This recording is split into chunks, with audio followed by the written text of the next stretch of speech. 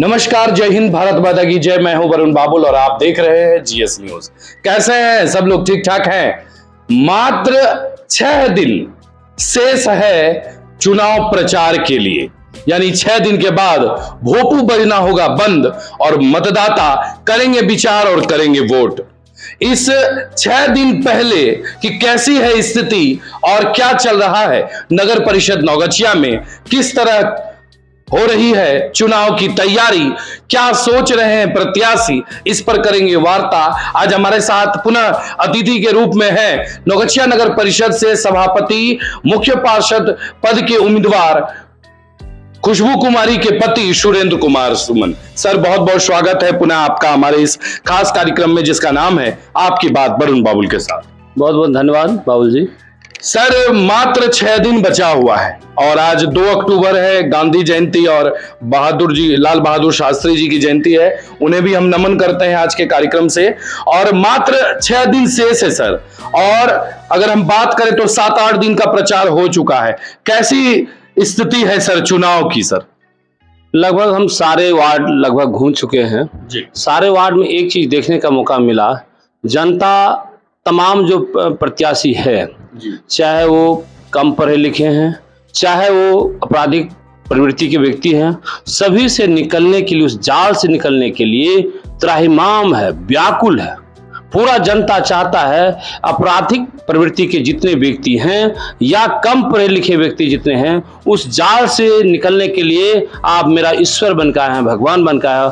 मैं भी खुशी से ईश्वर को धन्यवाद देता हूँ। हे ईश्वर, मुझे भी इतनी शक्ति और सद्बुद्धि दो, मैं इस तमाम जनता के लिए मैं एक कुछ काम करूँ, एक ऐसा काम करूँ, इसके लिए भाग खुल जाए। जो नौगछिया नगर परिषद की जनता एक नरक के द्वार पर खड़ा है, उसको मैं बचा सकूं और उसके लिए मैं एक वरदान बनूं। मुझे ईश्वर से, भगवती से मैं एक प्रार्थना वंदना करना चाहता हूं। ईश्वर इतनी शक्ति दे कि जनता का मैं एक कुछ काम कर सकूं। सर, अभी वर्तमान में कैसी राजनीति चल रही है? क्या समीकरण चल रहा है नौगछिया में, नौगछिया नगर परिषद में चुनाव का क्या समीकरण चल रहा है? एक और चीज देखने का मौका मिला है मुझे 2-4 दिन के अंदर।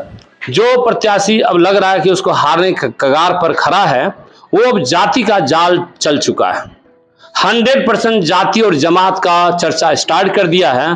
वो व्यक्ति जिन्होंने अपने जाति का ही शोषण करके, अपने जाति का ही हक मार कर वो राजा बना, और आज उसी जाति का एक वोट मांगने के लिए ये कहता है मैं तुम्हारा जाति का हूं, मैं तुम्हारा जाति का हूं, जबकि अपने जाति को, लोगों को हक मारने के दौरान उनके साथ कई बार मार किया है, पिटाई किया है, बहुत ज्यादा मारधार किया है, उसी अपने जाति के साथ किया है। हक मारने के दौरान उसी जाति का वोट मांगने के लिए अभी हाथ पकड़ रहा है, पांव पकड़ रहा है, मैं तुम्हारा जाति का हूं, जाति का हूं।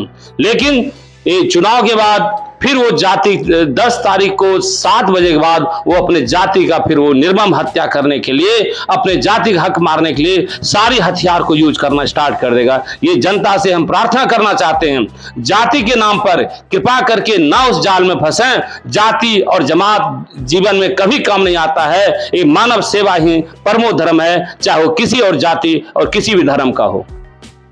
सर, आप बेबाक बोलने के लिए जाने जाते हैं, लोग आपके बेबाकी अंदाज से आपको पसंद करते हैं।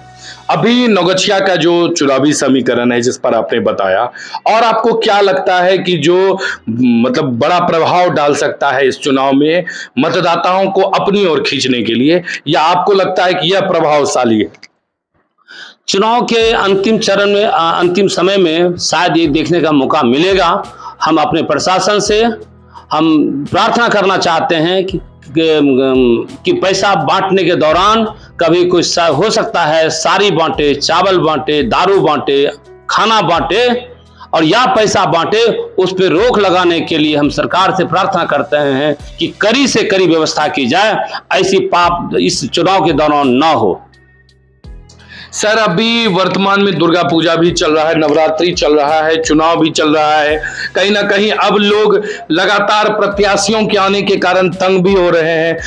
लगातार चारों तरफ एक ही सड़क पर, एक ही रोड में, मोहल्ले में 10-10 भोपू बज रहा है। आपको लगता है सर कि लोग जो है प्रचार देखकर या लोग भीड़ देखकर वोट करेंगे या अपने स्वविवेक से वोट करेंगे? आपको क्या लगता है? जनता उससे और परेशान है। ये जो साउंड पॉल्यूशन हो रहा है बहुत ज्यादा, इस साउंड पॉल्यूशन इतना हो रहा है, जनता और जनार्दन त्राहिमाम है साउंड पॉल्यूशन से। बिल्कुल उस साउंड पॉल्यूशन का कोई प्रभाव जनता पर पड़ने वाला नहीं है। जनता जनार्दन ये देवतुल्य है, उन्होंने इस बार ठान लिया है ये आपराधिक किस्म की व्यक्ति और या कम पढ़े लिखे व्यक्ति को ये नगर परिषद का प्रथम व्यक्ति नहीं बनाएंगे। नगर परिषद का प्रथम व्यक्ति काफी योग्य होना चाहिए, काफी पढ़ा लिखा होना चाहिए, काफी समझदार होना चाहिए और कर्मठ भी होना चाहिए। चाहे वो परियोजना हो, चाहे भारत सरकार की जो भी योजना हो, चाहे बिहार सरकार की कोई भी योजना हो, वहां से जाकर सरकार से मीटिंग करके, चाहे खेल मंत्री हो, चाहे वो हेल्थ मिनिस्टर हो, चाहे एजुकेशन मिनिस्टर हो, चाहे वो श्रम मंत्री हो, उनसे मीटिंग करके वहां का योजना करके लाके और हम जनता के बीच में रखें। इसके लिए काफी पढ़ा लिखा, समझदार और योग्य व्यक्ति चाहिए। ये जो कम पढ़े लिखे व्यक्ति का जमात आ गया है पे या आपराधिक किस्म का व्यक्ति आ गया है, वो ऐसा काम करने में अक्षम है, वो नहीं कर सकते।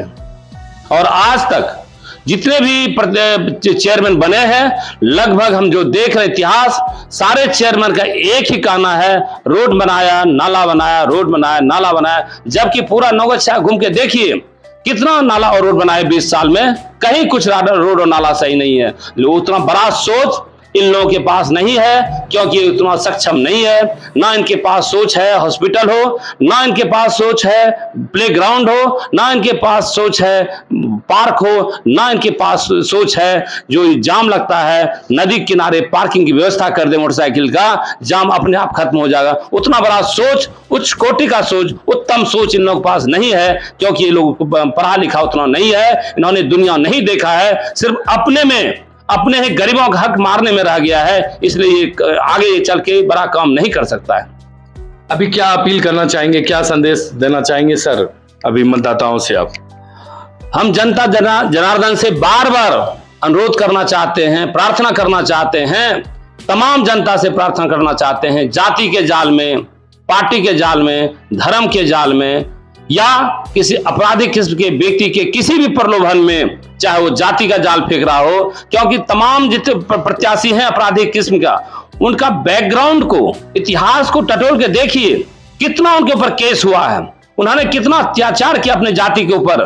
कई जितना आईपीसी की जितनी धारा है, लगभग सभी धारा उनके ऊपर लागू है, केस हो चुका है। उसके बाद भी हमारे जनता जनार्दन चाहता है कि उस एक आपराधिक व्यक्ति से निकले, दूसरे आपराधिक व्यक्ति के पास जाके सट जाएं, और जिसकी इतिहास बहुत बुरा रहा है, फिर ये हमारा नौगढ़ शहर नगर परिषद का इतिहास जिस तरह रहा है उसी तरह भविष्य भी हो जाएगा, अगर जनता जनार्दन ने इस बार सही बुद्धि से, सही विवेक से, सही प्रत्याशी को नहीं चुना। इसलिए उनसे अनुरोध है, एक बार चेक कीजिए 9 प्रत्याशी में से कौन कितना पढ़े लिखे हैं, कौन कितना समझदार हैं, कौन कितना योग्य हैं, जो नौगढ़ शहर नगर परिषद का विकास को उच्च कोटि तक ले जाए। उसके बारे में एक बार आप डिसीजन लीजिए। एक आज भगवती नवरात्रि का समय है, भगवान से के सामने आप से पूछिए कौन व्यक्ति है योग्य जो नौगढ़ शहर का विकास कर सकता है। सोचने का समय है।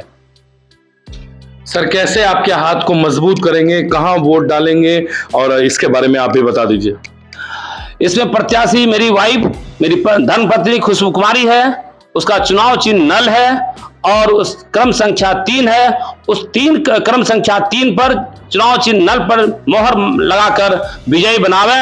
और मैं वादा करता हूं अपनी जनता से, अपने नौगढ़ शहर नगर परिषद की पूरी तमाम जनता से, मैं उसका कंधे से कंधे मिलाकर अपनी धर्मपत्नी को इतना साथ दूंगा, नौगढ़ शहर की विकास दुनिया के नजर पर दिखेगा। नौगढ़ शहर कहां है, इस नरक से निकाल के इसको स्वर्ग की धरती पर लाएंगे, ये मेरा पूरा वादा है। तो लगातार हम प्रत्याशियों से मिल रहे हैं और उनकी बातें आप तक पहुंचा रहे हैं। कैसा लगा जरूर बताएंगे। आज के लिए इस एपिसोड में दीजिए अभी इजाजत। आज के लिए इतना ही। वरुण बाबुल।